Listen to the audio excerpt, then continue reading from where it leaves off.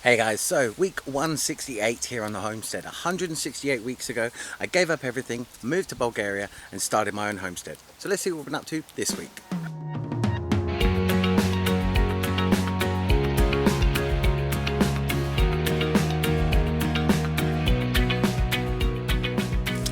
Hey guys, so after 168 weeks here on the homestead, we've entered our third potato harvest. So we actually did quite well this year. From such a small area of potatoes, we got a decent amount. But I will show you that. It is a very exciting time of the year for me. We've also been working on the chicken coop. We've done a lot of weeding, and of course the sunflowers are now out in full bloom. So anyway guys, I hope you have been having a fantastic week. Hope you've enjoyed everything you've been up to, and I will of course talk to you again soon. Hey guys, there are very few things as exciting as getting a new tool, for me anyway, but this is the new 4-tine pitchfork. The total tine length is 300 millimeters with a head width of 200 millimeters. The metal handle is over 880 millimeters long. An absolute beast of a fork. But today, if that's not white knuckle enough for you, we are going to combine a brand new tool with digging up some potatoes. Now potatoes for me are like Christmas, well a bit worse than Christmas actually, because you sit there and you watch them grow and you don't know what you're going to get. But today we are going to use the new Palisade pitchfork and dig up some potatoes for you. So come along for this white knuckle excitement ride as we find out what potatoes we've got today. Okay guys, here we go. I've put the fork in. I'm going to do the first lift and we'll see what we've got potato wise. Could be a complete bust, but it could be quite good. So let's have a look.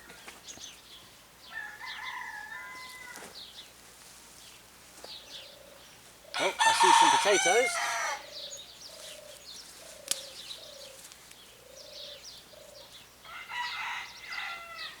Yep. There might be a few more in there, but what I'm going to do is dig up the rest of this row and we'll see what we've got.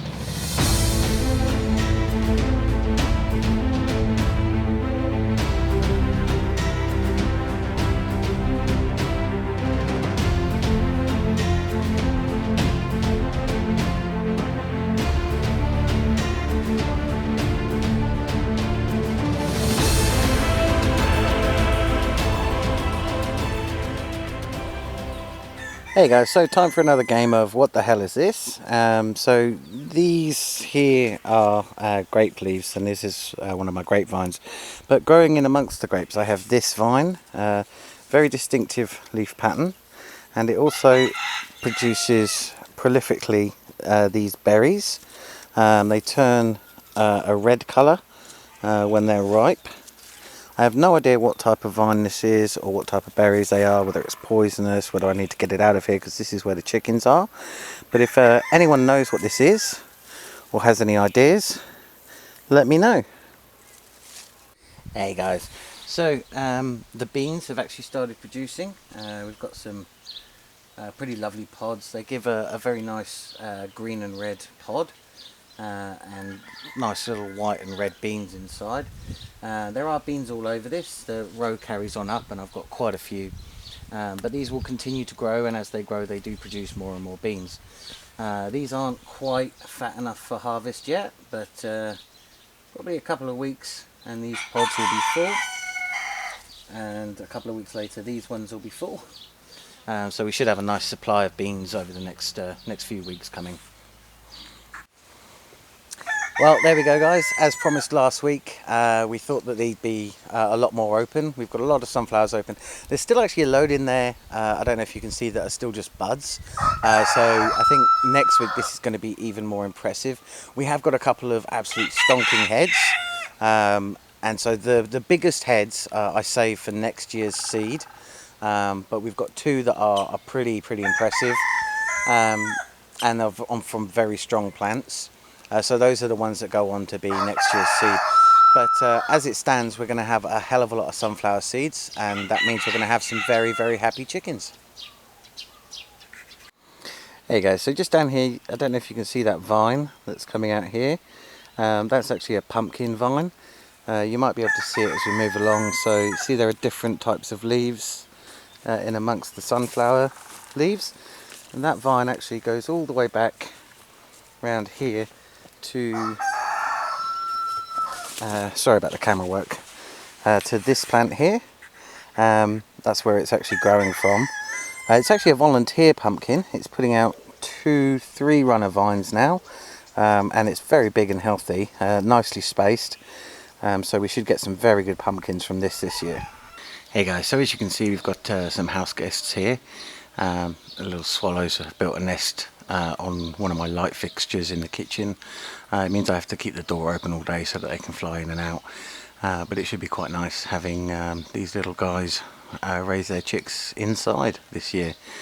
I could have moved them out, but apparently it's very lucky to have barn swallows in your house. But whatever the situation with superstition is, it's very nice to have barn swallows living in your house, and they seem quite content.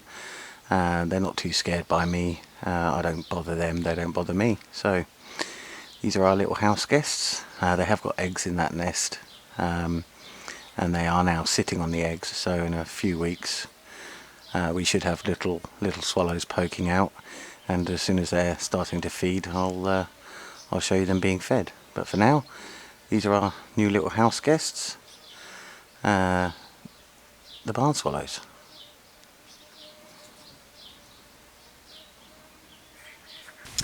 Well guys, I'm afraid that's all we have time for this week. Hope you enjoyed seeing what I've been up to, and I hope you guys have been having a lot of fun where you are. Hope you've been enjoying everything you've been doing. Don't forget guys, my book Sophie is still available on Amazon as Kindle or paperback, so why not go and pick yourself up a copy. We're almost at the 300 mark for free downloads now. So if a few of you have read that free sample or even downloaded the book for free through Prime, why not consider helping support the homestead here and everything I do by picking yourself up a copy today. And it is going to be my birthday very soon, so if you'd like to pick yourself up a copy, buy yourself a birthday present for me. Well then guys, have a good one, and I'll talk to you next week.